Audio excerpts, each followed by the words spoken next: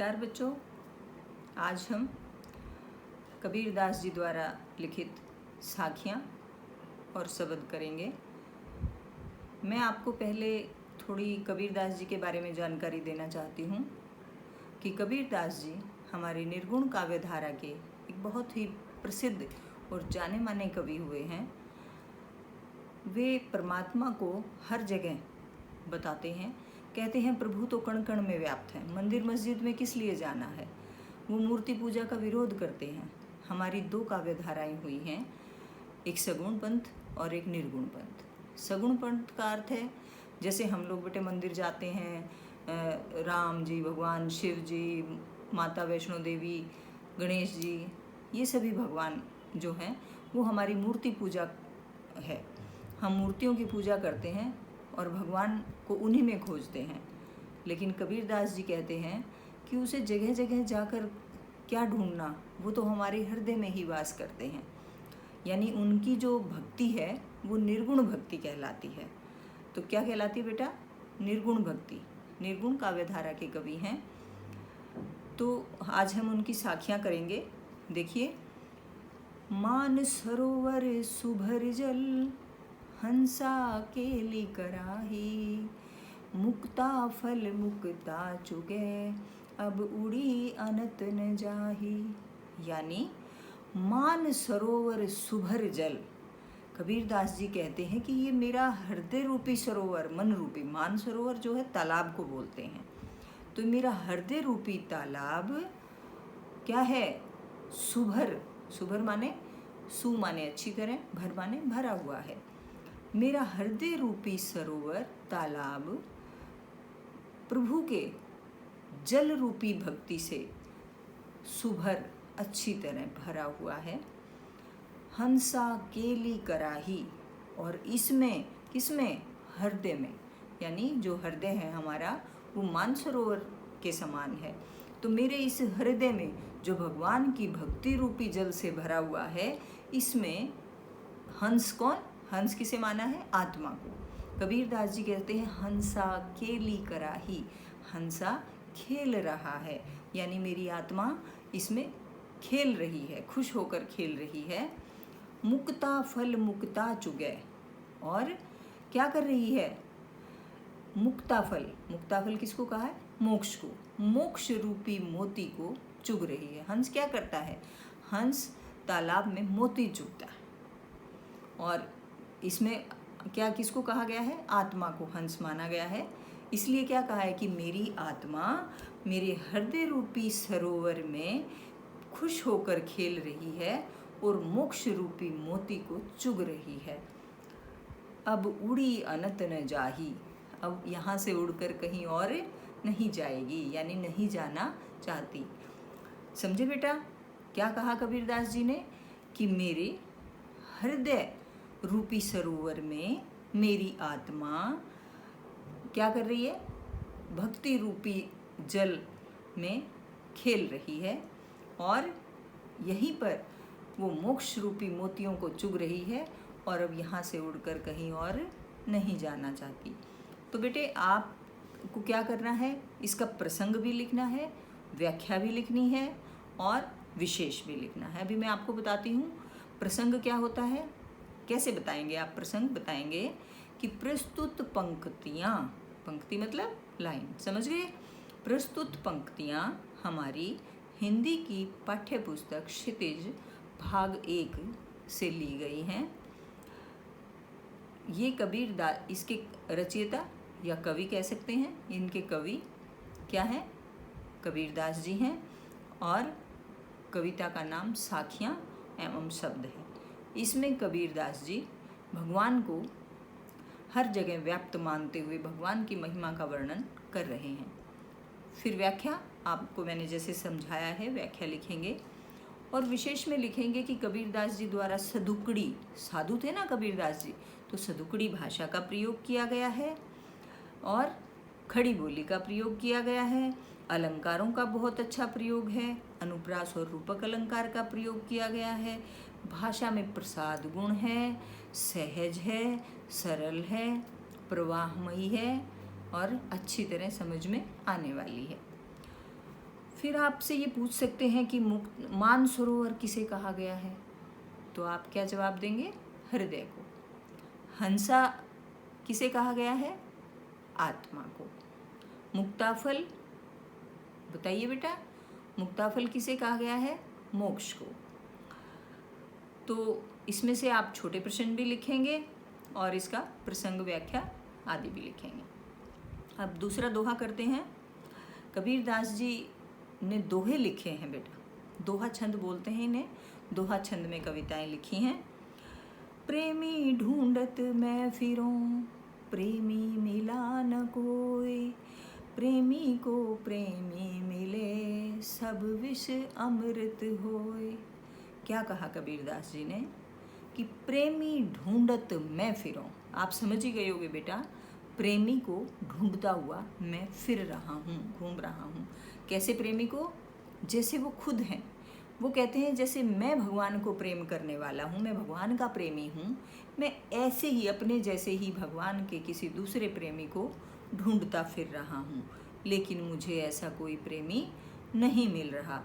अगर ऐसे प्रेमी को ऐसा ही प्रेमी मिल जाए, यानी एक भगवान के भगत को दूसरा भगवान का भक्त जो बहुत ज़्यादा भगवान को प्यार करता है वो मिल जाए, तो जितनी भी उसके जीवन में बुराइयां हैं, या विषय वासना बोल देते हैं कि जितनी भी बुराई हैं वो सब विष अमृत होए।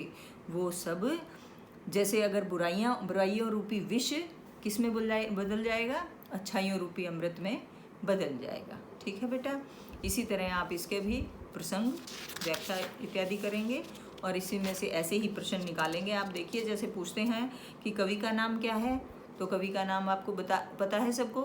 क्या बताएंगे? कबीर दास। और कविता का नाम क्या है? साखियाँ। ठीक है, इसी तरह आप बताएंगे कि दोहे छंद का प्रयोग किया गया है, भाषा सदुकड़ी भाषा का प्रयोग किया है, अनुप्रास और रूपक आदि अलंकारों का प्रयोग है। अब देखिए तीसरा दोहा। हस्ती चढ़िए ज्ञान को, सहज दुलीचा डारी, स्वान रूप संसार है, भूखंदे झक मारी। क्या कहना चाहते हैं कबीर दास जी? हस्ती, हस्ती का मतलब हाथी। चढ़िए ज्ञान को, यानी ज्ञान को इतना बड़ा माना गया है हाथी के समान, कि ज्ञान रूपी हाथी पर सवार हो जाइए, यानी जो सच्चा ज्ञान है वह प्राप्त कीजिए। हस्ती चढ़िए ज्ञान रूपी हाथी पर सवार हो जाइए, सहज दुलीचा डारी। आप लोगों ने बेटा देखा है, हाथी के ऊपर एक कपड़ा डाल दिया जाता है जिसके ऊपर उसका महावत बैठता है। ठीक है, इसीलिए कबीर दास जी कहते हैं कि हमने हाथी किस चीज़ का है? हमारा ज्ञान का। ज्ञान रूपी हाथी पर सवार हो जाइए और सहज, सहज मतलब सरलता या सहज जो भाव होते हैं, घमंड मत कीजिए। मान लो आपको ज्ञान हो गया है तो हमें घमंड नहीं करना है, हमें उसके ऊपर सरलता या सहजता का दुलीचा डाल देना है, मतलब आवरण डाल देना है या ढक लेना, मतलब उसको अपने सहजता के गुणों से ढक लेना है। हमें घमंड करके आगे नहीं बढ़ना या हमें बुराइयां नहीं करनी, हमें ये नहीं दिखाना कि हम तो बहुत ज़्यादा ज्ञानवान हो गए हैं, अपनी शेखी नहीं बगाड़नी हमें, मतलब अपना गुणगान नहीं करना, उसे सहजता के गुणों से ढक लेना है। क्योंकि स्वान रूप संसार है। स्वान मतलब कुत्ता। स्वान का अर्थ क्या होता है बेटा? कुत्ता। तो यानी स्वान रूप संसार है कि ये संसार तो कुत्ते के समान है। भूखन दे झक मारी, ऐसे ही बोलता रहता है किसी के बारे में कुछ, किसी कोई अच्छा लगता है, उस जो हमारा संसार है वो अच्छाइयाँ कम ढूंढता है, दूसरों में बुराई ज़्यादा ढूंढता है। तो इसलिए कबीरदास जी कहते हैं कि लोग हमारे बारे में क्या कह रहे हैं उसके ऊपर ध्यान नहीं देना है। भूखन दे झक मारी, यानी उनको तो भौंकने दो, झक मारने दो। हमें क्या करना है? ज्ञान रूपी हाथी पर सवार होना है और सहजता के आवरण को ढक लेना है। तीसरा दोहा देखिए। पखा पखी के कारणे। पखा पखी, पक्ष विपक्ष। क्या है बेटा पक्ष विपक्ष? कबीर दास जी के नज़रिए में हिंदू, कौन हिंदू की तरफ है, कौन मुसलमान की तरफ है, कौन ईसाई है, मतलब किस पक्ष से आप बिलोंग करते हो, यानी किस पक्ष को आप अच्छा मानते हो। पखा पखी के कारणे, पक्ष और विपक्ष के कारण ही सब जग रहा भुलान, सारा का सारा संसार भूल में पड़ा हुआ है। किस में पड़ा हुआ है? भूल में, यानी कुछ नहीं पता उसे। वो सिर्फ इसी बात में उलझा हुआ है कि कौन हिंदुओं के पक्ष में है, कौन मुसलमानों के पक्ष में है। इस पक्ष विपक्ष के कारण सारा संसार एक भूल में पड़ा हुआ है। निरपख होई के हरि भजय, सोई संत सुजान। निरपख मतलब निष्पक्ष, निष्पक्ष मतलब ना तो आप इस हिंदुओं के पक्ष में हो ना मुसलमानों के पक्ष में हो। बस कबीरदास जी जैसे रमते जोगी के समान हैं। वो किसी को छोटा बड़ा नहीं मानते, किसी को अच्छा बुरा नहीं मानते, वो सबको समान दृष्टि से देखते हैं। इसी तरह कबीरदास जी कहते हैं कि पक्ष विपक्ष के कारण तो सारा संसार भूल में पड़ा हुआ है। हमें क्या करना है? निष्पक्ष हो जाना है, और निष्पक्ष होकर ही प्रभु की भक्ति में मन लगाना है।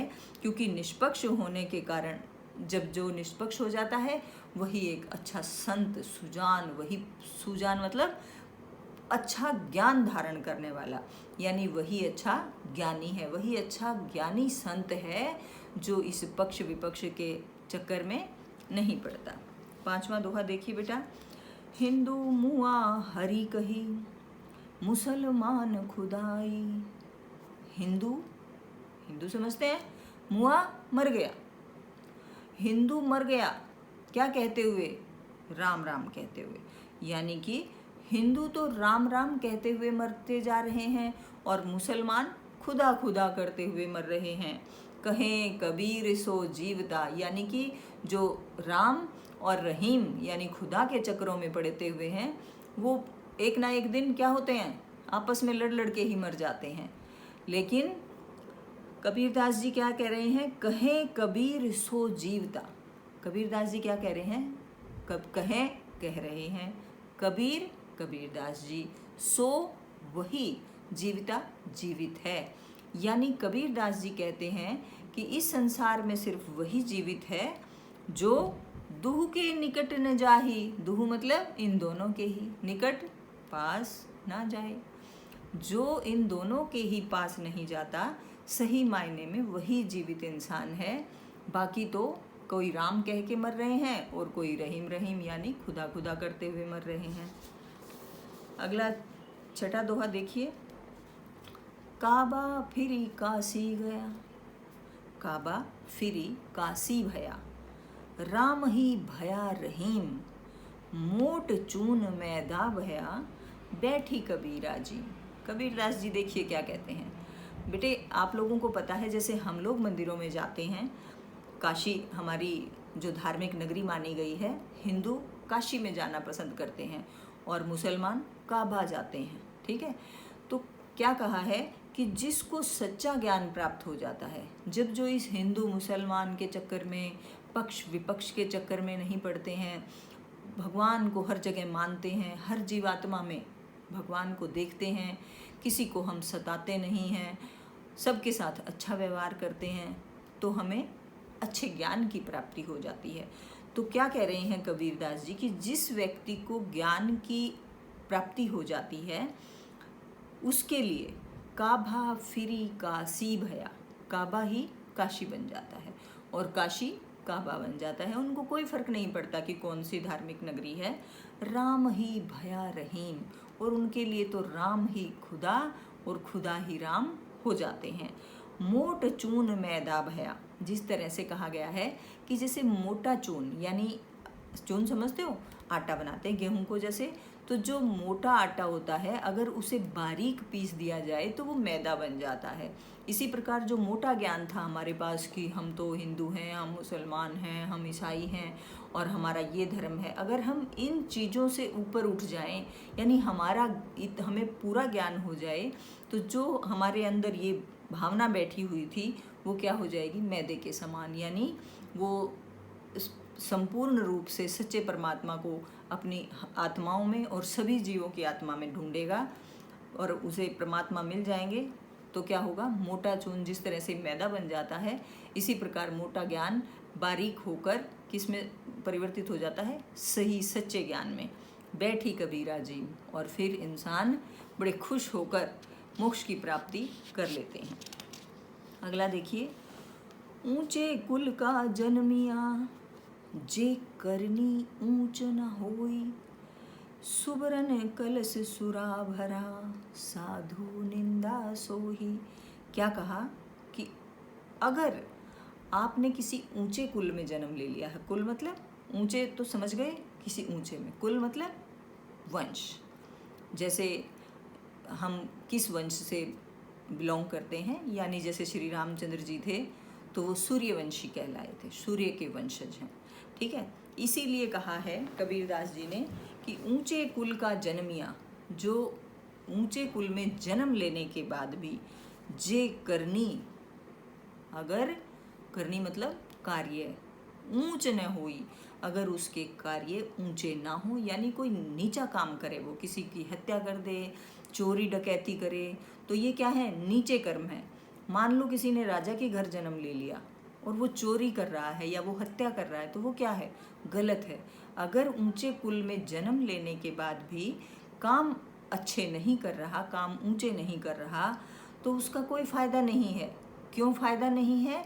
कबीरदास जी कहते हैं कि सुबरन कलश सुरा भरा, कि क्या होता है सुवरन, सुवरन मतलब सोने के, कलश घड़े में, मटके में, अगर सोने के मटके में सुरा मतलब शराब भर दी जाए तो साधु क्या करेंगे, साधु निंदा सोही, कि जो सच्चे साधु होते हैं वो उसकी निंदा ही करते हैं। सुबरन कलश सुरा भरा, क्या कहा कि जिस प्रकार से सोने के कलश में मदिरा यानी शराब भर दी जाती है तो साधु लोग उसकी निंदा ही करते हैं। इसीलिए कहा है कि ऊंचे कुल में जन्म लेने से कुछ नहीं होता। हमारा जन्म बेशक नीचे कुल में हुआ हो, लेकिन हमें कार्य क्या है, ऊंचे करने चाहिए। हमें परमात्मा को हर जीव की आत्मा में देखते हुए सभी का कल्याण करना चाहिए, सभी की भलाई करने की कोशिश करनी चाहिए। ठीक, ये था बेटे आपके दोहे। अब हम शब्द कल करेंगे। आप इसको बहुत अच्छी तरह से पढ़ेंगे, याद करने की कोशिश करेंगे, और इसका प्रसंग, व्याख्या और सभी दोहों में से आपको क्या करने हैं, छोटे प्रश्न भी निकालने हैं। ठीक है, धन्यवाद।